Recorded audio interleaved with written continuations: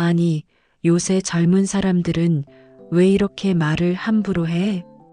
경로당에서 친구분들이랑 이야기를 나누다가 한 분이 갑자기 큰 소리로 말합니다. 당신은 맨날 그 얘기만 하네.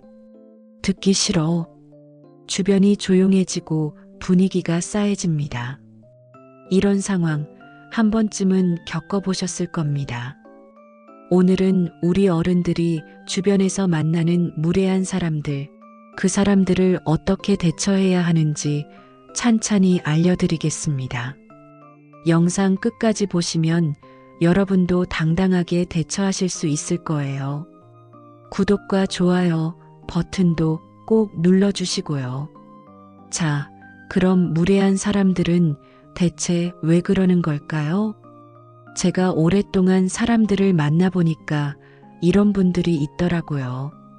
경로당에서 친구 한 분이 건강이 안 좋아서 병원 이야기를 하고 있는데 옆에서 에이, 그건 아무것도 아니야. 내가 예전에는 더 심했어. 라고 자기 얘기만 하시는 분 계시죠? 이런 분들은 다른 사람이 지금 힘들어하는구나, 위로가 필요하구나 하는 걸 잘 모르세요. 머리가 나쁘다기보다는 타고난 성격이 그런 겁니다. 공감하는 능력이 좀 부족한 거죠. 자기가 하는 말이 남한테 어떤 감정을 주는지를 잘 몰라요. 또 이런 분들도 있어요. 자기가 항상 옳다고 생각하시는 분들이요. 동네 모임에서 올해 가을 소풍은 어디로 갈까요? 라고 물으면 무조건 내가 말하는 곳으로 가야 해. 다른 곳은 다 별로야. 라고 우기시는 분 있잖아요.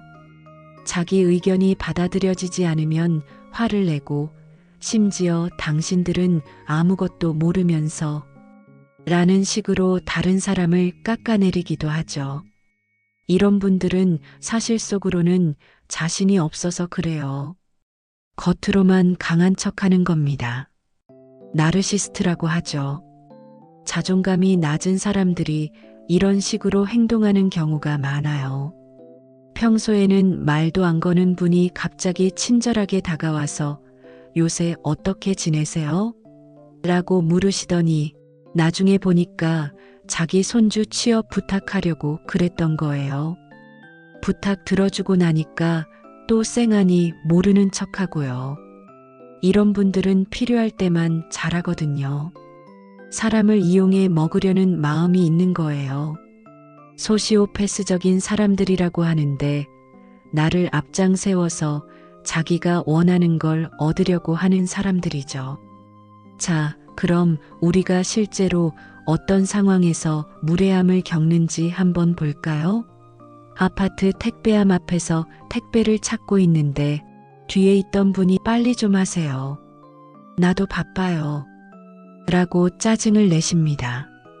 나이도 나보다 어린 분이 말도 놓으시고요. 이럴 때 어떻게 하시나요? 당황해서 아, 죄송합니다. 하고 허둥지둥 비켜주시나요? 그러면 안 됩니다. 침착하게 그분을 쳐다보세요. 웃지 마시고 진지한 표정으로요. 지금 제가 제 택배를 찾고 있는 중입니다. 조금만 기다려주세요. 라고 차분하지만 단호하게 말씀하시는 겁니다. 목소리 톤을 낮추시고 천천히 말하세요.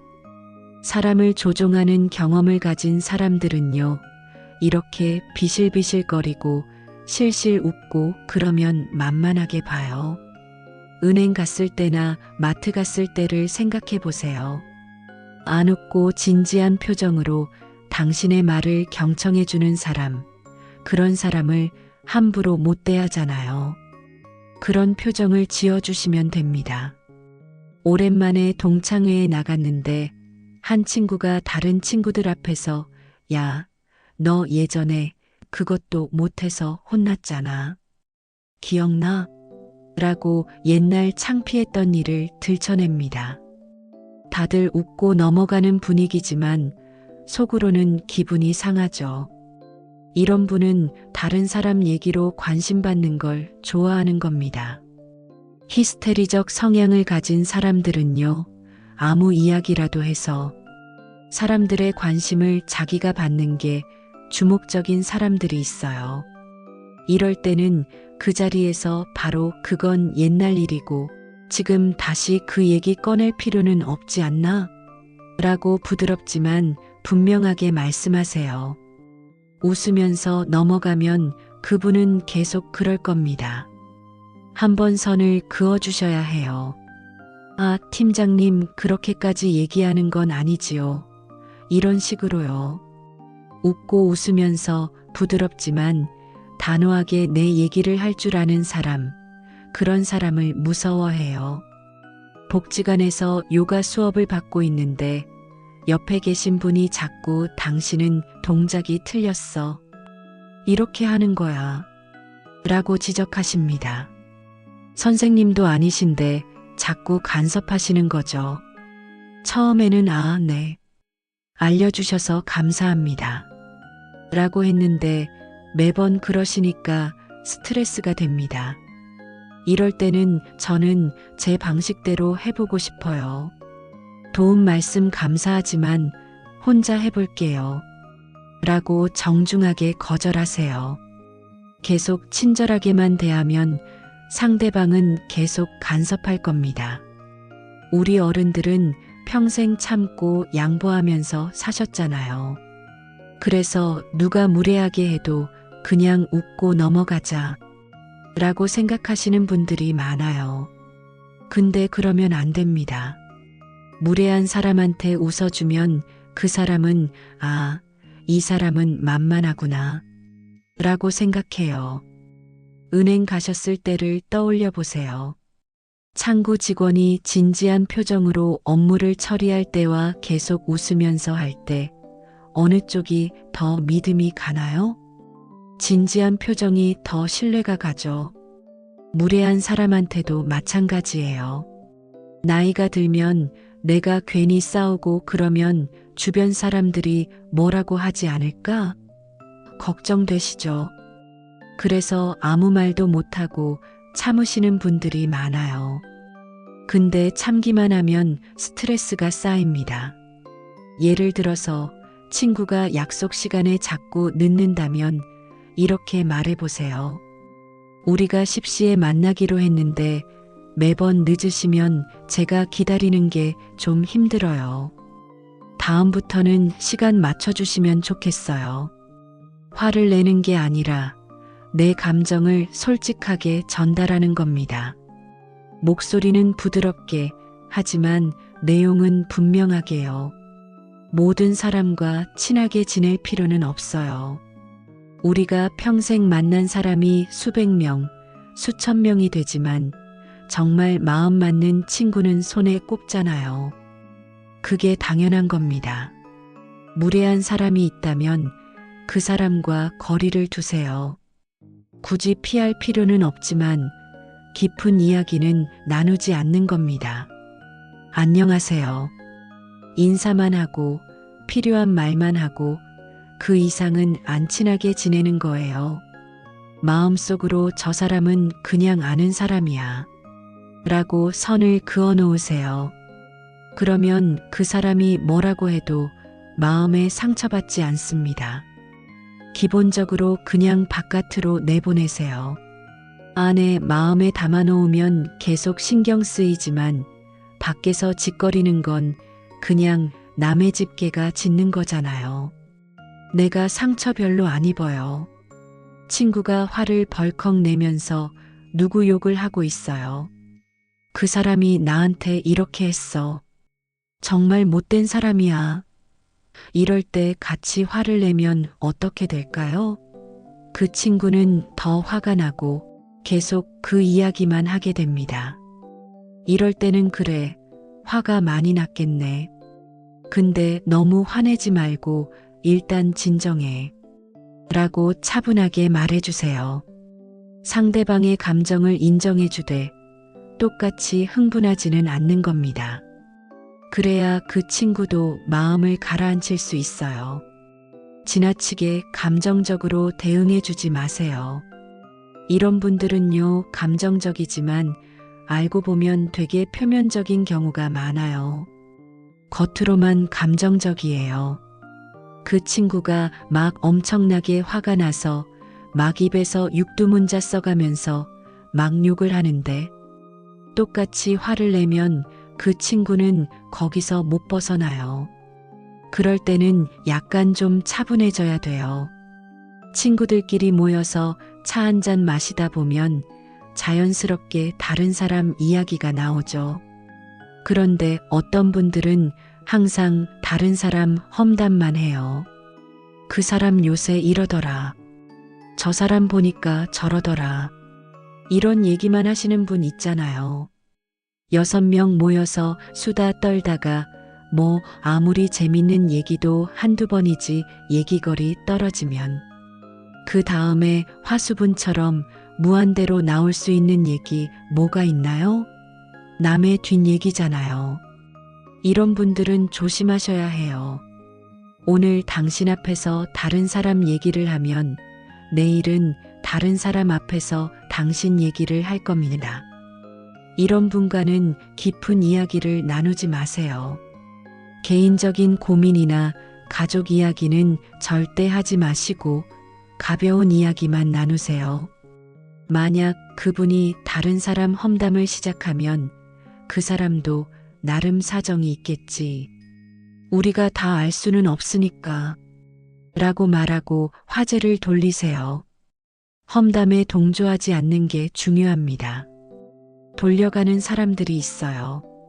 앞에서는 그냥 네 알았습니다 하고 갔는데 또는 심지어는 맥주 먹는 호프집에서 그냥 막 우스갯소리 하고 헤어졌는데 집에 가면서 생각을 해보니까 나를 깐 거야. 그런 경우들이 있어요. 우리 세대는 평생 참는 게 미덕이다. 나이 들면 원만하게 지내야 한다. 라는 말을 들으며 살았어요. 그래서 누가 무례하게 해도 내가 나이가 더 많으니까 양보해야지. 괜히 싸우면 주변 사람들이 뭐라고 하겠지 하면서 참으셨죠. 근데 요즘 세상은 달라졌어요. 나이가 많다고 해서 무조건 참을 필요는 없습니다. 존중받을 권리는 누구에게나 있어요. 나이와 상관없이요. 그리고 참기만 하면 어떻게 되나요? 속으로 스트레스가 쌓입니다. 밤에 잠을 못 자고 그 생각만 계속하게 되죠. 내가 그때 왜 아무 말도 안 했을까? 다음에는 뭐라고 말해야지. 이런 생각으로 머리가 복잡해집니다. 건강에도 안 좋아요. 사람이라는 게 손에 인절미 잡고 털어내도 고물이 붙잖아요. 내가 아무리 무시해도 나 무시하는 말, 욕설 이런 말 자꾸 들으면 마음에 자꾸 흔적이 남잖아요. 나이가 들어서 이제 힘도 없고 젊은 사람들한테 뭐라고 할 수도 없고 이렇게 생각하시는 분들 많으시죠? 근데 생각해 보세요. 우리가 살아온 세월이 얼마나 됩니까? 60년, 70년을 살면서 온갖 일을 다 겪으셨잖아요. 전쟁도 겪으셨고, 가난도 이겨내셨고, 자식들도 키우셨어요. 그렇게 살아오신 분들이 왜 자신감이 없으세요? 나이가 들었다는 건 그만큼 경험이 많다는 뜻입니다. 인생의 선배로서 당당하게 행동하실 자격이 충분해요. 자신감은 거창한 게 아니에요. 나는 존중받을 가치가 있는 사람이다. 라고 생각하는 것, 그게 자신감입니다. 자신감은 자존감의 중요한 부분이거든요. 과거에 해본 일에 대한 자부심이 있죠. 나 옛날에 이런 비슷한 거 해봤어. 해본 일이랑 비슷한 면이 있고 조금만 더 공부하면 알 것 같아. 해봤으니까 대충 느낌이 오는 거예요. 세상 모든 사람이 당신을 좋아할 수는 없어요. 당신이 아무리 좋은 사람이어도 당신을 싫어하는 사람은 있습니다. 그게 당연한 거예요. 반대로 당신도 모든 사람을 다 좋아할 수는 없잖아요. 그러니까 무례한 사람 한두 명 때문에 너무 마음 상하지 마세요. 저 사람은 원래 저런 사람이구나 하고 넘기세요. 내 마음 속에서 저 멀리 밖으로 내보내는 겁니다. 대신 나를 아껴주는 사람들, 진짜 친구들, 가족들에게 더 집중하세요. 좋은 사람들과 시간을 보내면 무례한 사람 생각할 시간도 없어요. 직장은요, 서로 남인 사람들이 모여서 같이 할 수 있는 부분을 공유하고 있는 거지. 나의 모든 필링까지 다 함께 해야 되는 존재는 아니라는 걸 기본적으로 생각하셨으면 좋겠어요. 인생이라는 게 명상을 하건 참선을 하건 기독교를 열심히 믿건 간에 성숙해진 사람들의 공통된 특징 중에 하나가 있어요. 일일비하지 않는 거거든요. 너무 좋아할 일도 없고요. 너무 좋아하는 일이 있으면 너무 실망하는 일도 생겨요. 인생은 너무 짧아요. 무례한 사람 때문에 내 소중한 시간을 허비할 필요가 없습니다. 너무 연연하지 마세요. 세상 사람들 중에 여러분 좋아하는 사람도 있고 여러분 별로 이렇게 안 좋아하는 사람도 있어요. 근데 그 모든 사람들의 사랑을 받으려고 하면 괴로워요. 오늘 하루 하기로 한 일, 그거 잘하면 나 좋다는 사람 늘어날 거다라고 생각하고 사셨으면 좋겠어요. 오늘 영상이 도움이 되셨나요? 주변에 무례한 사람 때문에 고민하시는 친구분들이 계시다면 이 영상을 공유해 주세요. 그리고 구독과 좋아요 버튼도 꼭 눌러주시고요. 다음 영상에서는 자식들과 잘 지내는 법, 며느리 사위와 편하게 지내는 법에 대해서 알려드릴게요. 여러분 모두 건강하시고 행복한 하루 보내세요. 감사합니다.